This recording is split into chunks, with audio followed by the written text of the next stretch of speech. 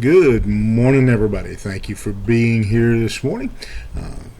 To starting off the week with us. If you want to follow along, we will be back in Genesis chapter 34 and in verse 5, dealing with a difficult difficult section of Scripture and the rape of Jacob's daughter Dinah. Verse 5 says, Jacob heard that he had defiled his daughter Dinah, but his sons were with his livestock in the field, so Jacob held his peace until they came. And Hamor, the father of Shechem, went to Jacob to speak with him. So we see here a difficult story for most of us to read and to deal with. Jacob somehow very quickly learns that his daughter has been raped. Maybe one of Dinah's friends herself told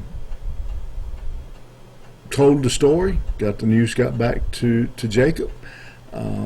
Maybe the prince here was going around telling everybody he was in love and going to get married, whatever it was.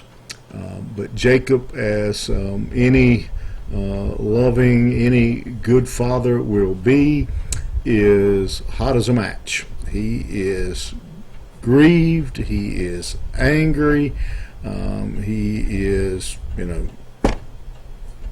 don't know. You know how Jacob would be, like any father would be. Complicating things, though, is the one who has raped his daughter is a prince of a local ruler, and so it's a little complicated.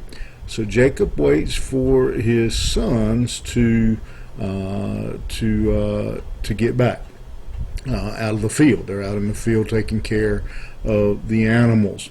And so Hamor comes to Jacob, and he with a proposal. He wants to work out the marriage. And you'll notice here that he doesn't apologize. There's no I'm sorry. There's no, I can't believe my son did this, I'm going to beat him.